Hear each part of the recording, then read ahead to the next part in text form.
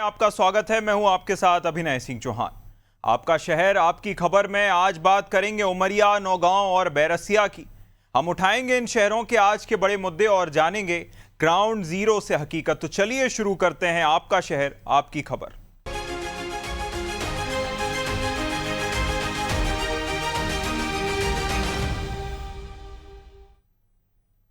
सबसे पहले बात करेंगे मध्य प्रदेश के उमरिया की, जहां बच्चे जान जोखिम में डालकर पढ़ाई करने को मजबूर हैं।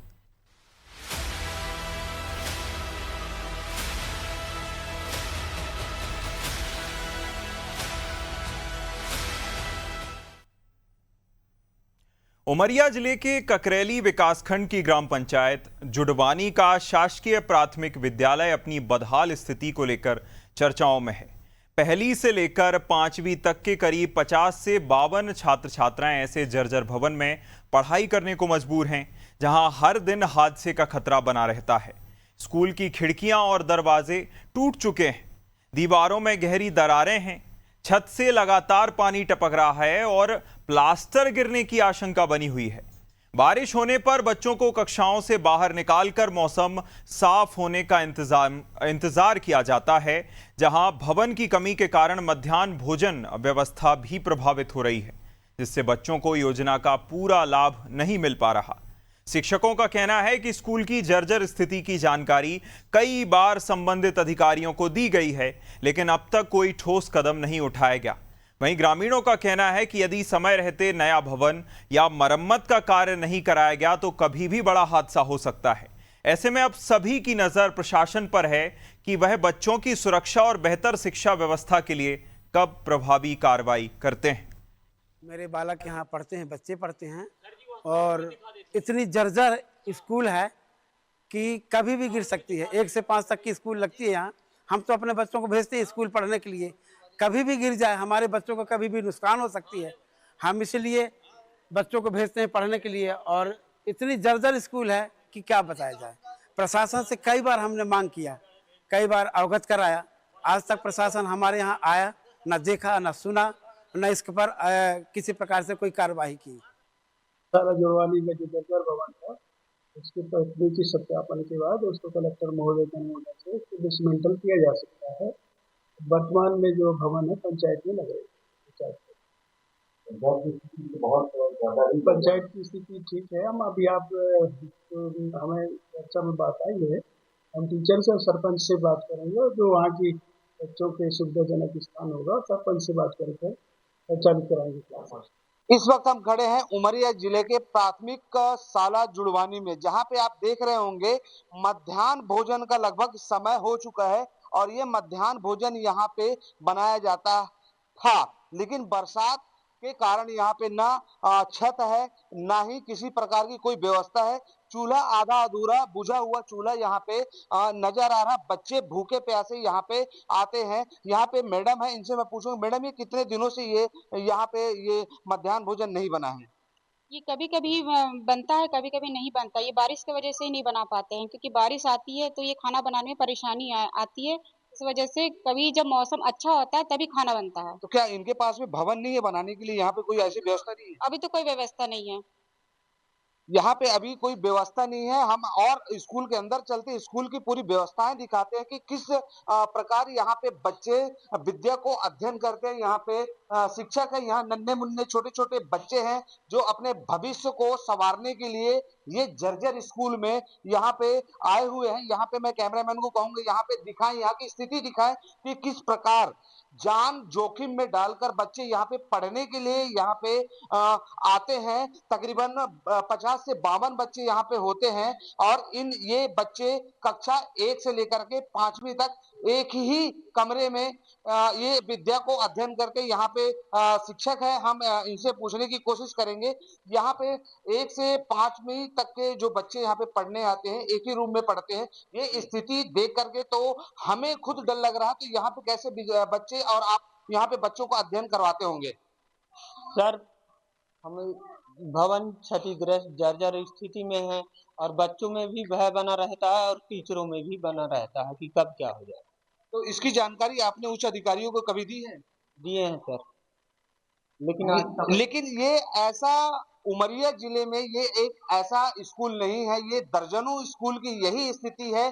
कहीं भवन टूटा हुआ है तो कोई भवन के छत भी टूट रहे हैं, कहीं पानी भी गिर रहा है। ये स्थिति आए दिन बनी रहती। यहाँ पे आप देख रहे होंगे टूटी फूटी खिड़कियां हैं। यहाँ पे बर्तन रखे हुए हैं, मध्याह्न भोजन के सामग्री यहाँ पे रखी हुई है। लेकिन इन नन्हे मुन्ने बच्चों को, इनके मासूम चेहरों को अगर देखें तो ये भूखे प्यासे यहाँ पे विद्या को अध्ययन करने के लिए आए हुए हैं। मैं दीपक विश्वकर्मा, अनादि टीवी, उमरिया।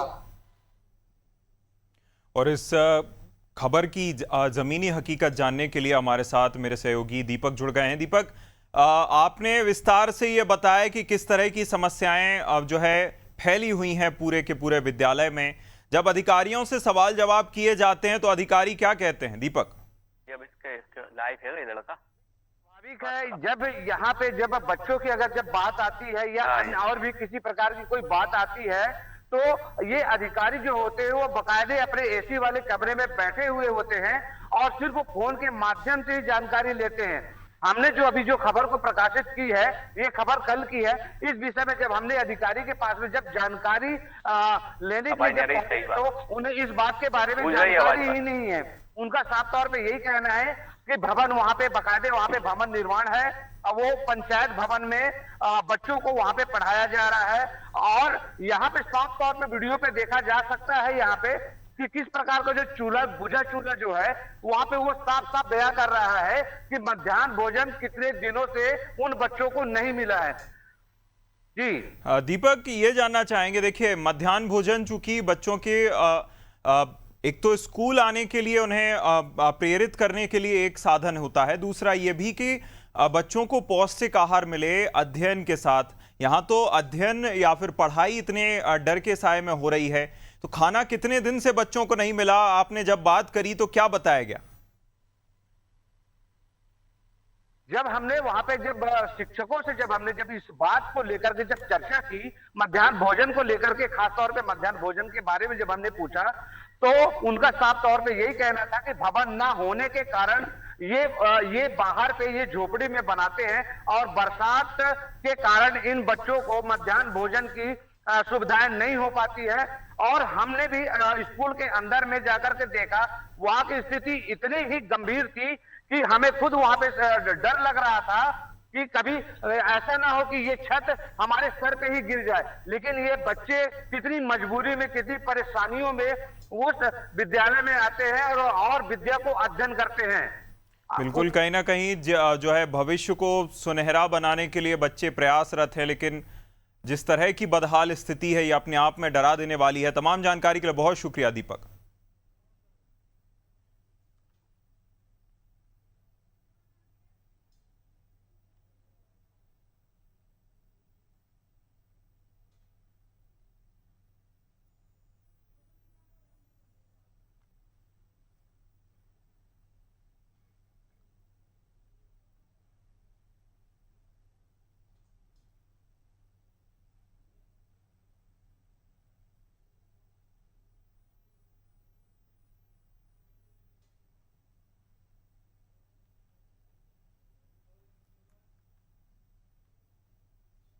और चलिए अब बात करेंगे एमपी के नौगांव की, जहां पीएम आवास योजना से पात्र हितग्राहियों के नाम ही हटा दिए गए हैं।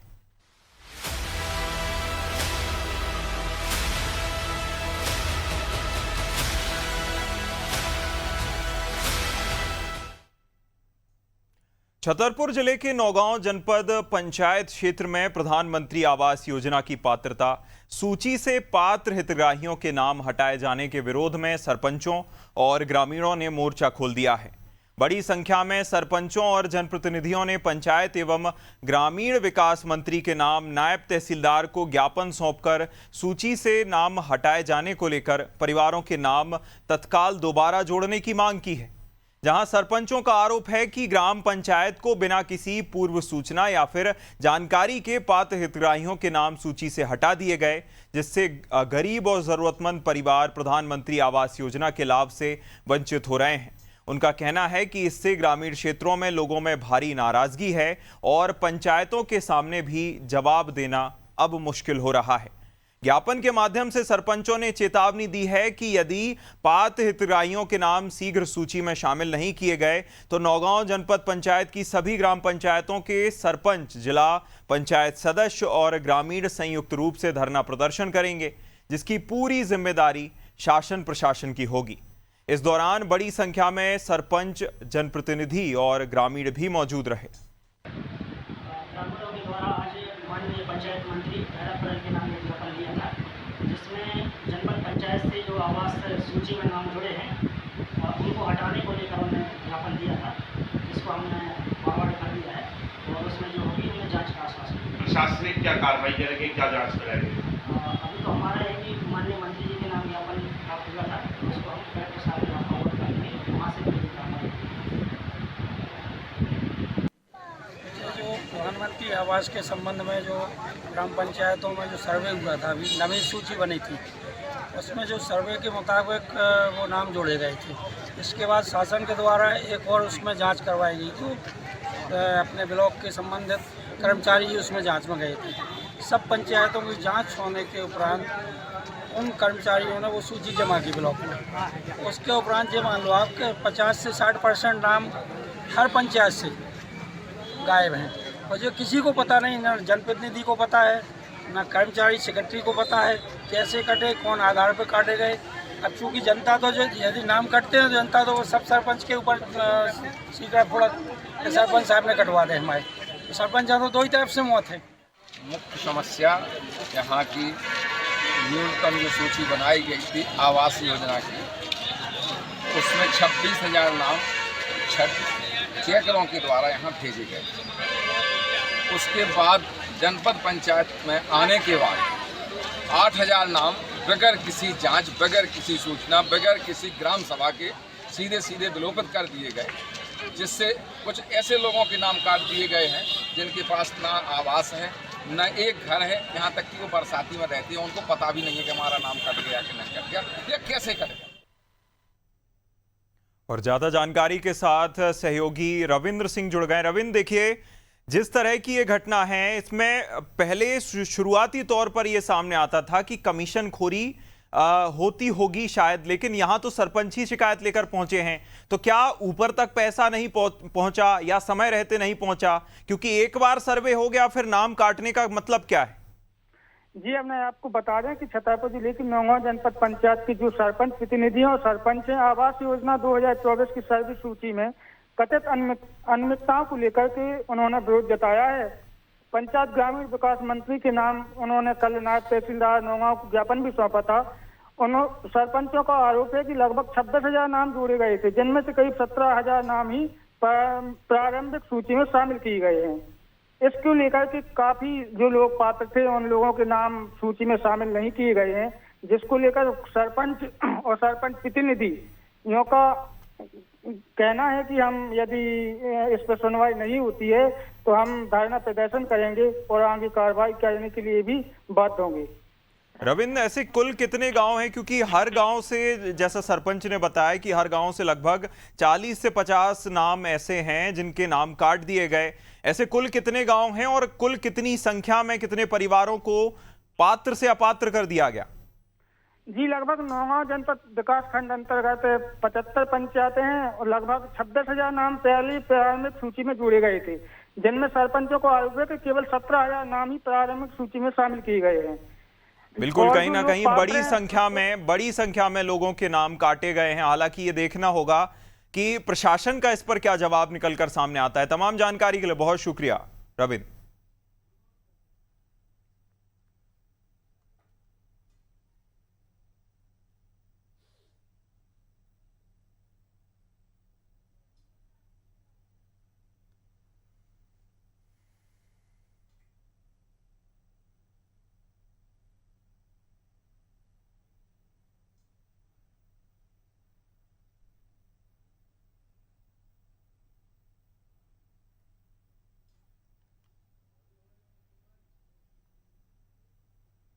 बात करेंगे एमपी के बैरसिया की, जहां नए बने बाईपास के निर्माण कार्य की गुणवत्ता पर अब गंभीर सवाल खड़े हो रहे हैं।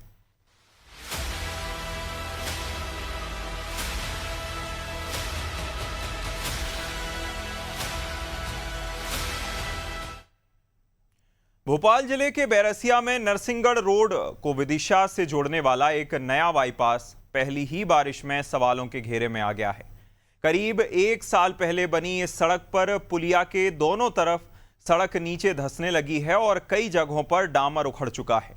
यहाँ सड़क की खराब स्थिति से रोजाना गुजरने वाले वाहन चालकों और राहगीरों की सुरक्षा पर खतरा मंडरा रहा है। स्थानीय लोगों का कहना है कि यदि समय रहते मरम्मत नहीं कराई गई तो कभी भी बड़ा हादसा हो सकता है। अनादि टीवी की ग्राउंड रिपोर्ट के जरिए स्थानीय लोगों ने शासन, प्रशासन और जनप्रतिनिधियों पर संबंधित विभाग से तत्काल निरीक्षण कर सड़क की मरम्मत कराने तथा निर्माण कार्य की गुणवत्ता की जांच कराने की भी मांग की है। तकरीबन 1.5 महीने पहले से बारिश चालू होने से पहले ही ये रोड पूरा टूट चुका है और यहाँ पर ना तो किसी अधिकारी का अभी तक कोई आना हुआ है और ना कोई देखभाल है। ये रोड तकरीबन 1.5 महीने से धंस चुका है और हम लोगों ने ये बोरियां, पत्थर और ये रस्सियां वगैरह चारों साइड बांधी हैं, कोई दुर्घटना ना हो। ये पुल के चारों तरफ धंसा हुआ जी, चारों तरफ धंसा हुआ है और पुल के चारों साइड पर 12-12, 15-15 फीट की गैलरी भी छोड़ रखी है। ना तो कोई इस पर रेलिंग है, कोई दुर्घटना यहाँ भी हो सकती है। मध्य प्रदेश में आए दिन आपने देखा होगा और सुना भी होगा कि कहीं रोड जो है टूट गया, कहीं पुलिया टूट गई है। ऐसा ही बैरसिया विधानसभा में हमारे यहाँ एक जो न्यू बाईपास बना हुआ है, जो नरसिंहगढ़ रोड से उसे विदिशा रोड पे जोड़ के एक न्यू बाईपास अभी 1 साल के अंदर बना है। तो यहाँ की स्थिति भी मैं आपको दिखाना चाहूँगा।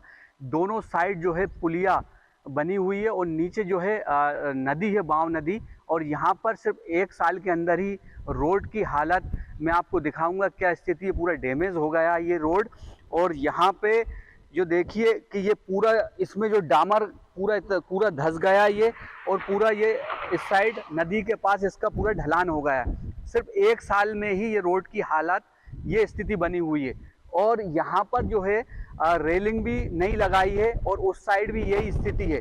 तो ये बड़े जो आवागमन के जो वाहन हैं रात को यहाँ से निकलते हैं और यहाँ पर निकलते हो सकता है कि उनके साथ कोई बड़ा हादसा हो जाए।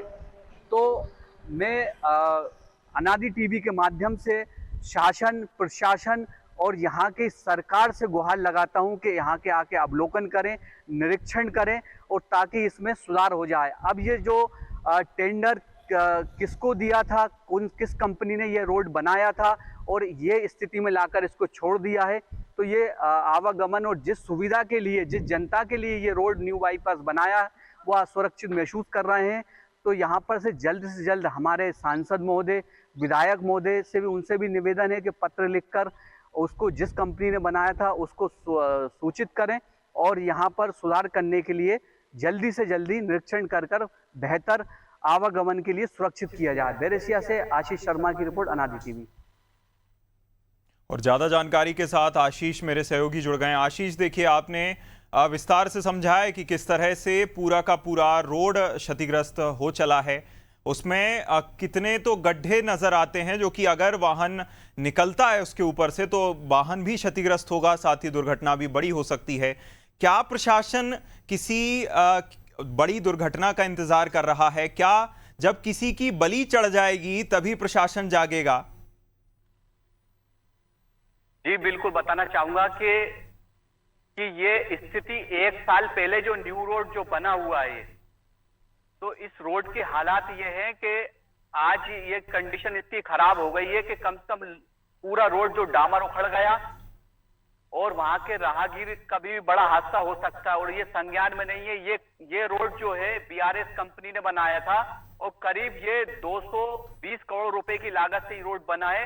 नरसिंहगढ़ से ये विदिशा मार्ग पर ये न्यू बाईपास जो बनाया गया था और यहाँ पर ना कोई अधिकारी पहुंचे, ना कोई कंपनी के लोग पहुंचे सुरक्षित करने के लिए। जब बड़ा हादसा होगा जब ये लोग जागेंगे यहाँ के लोग।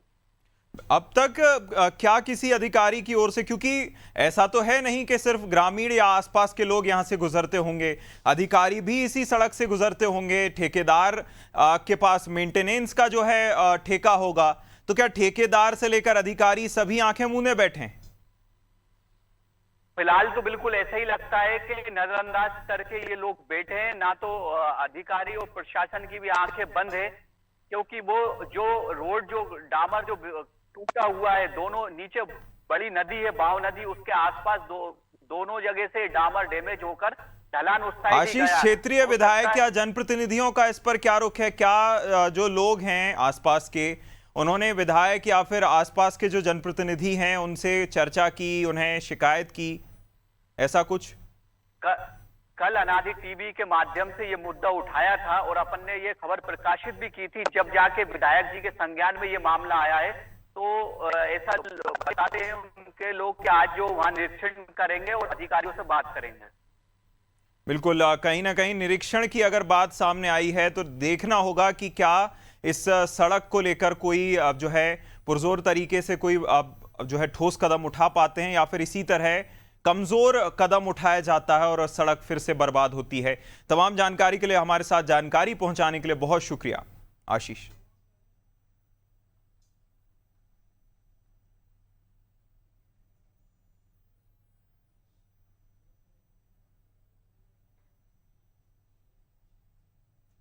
आपका शहर आपकी खबर में मेरे साथ फिलहाल इतना ही। मुझे दीजिए इजाजत। नमस्कार।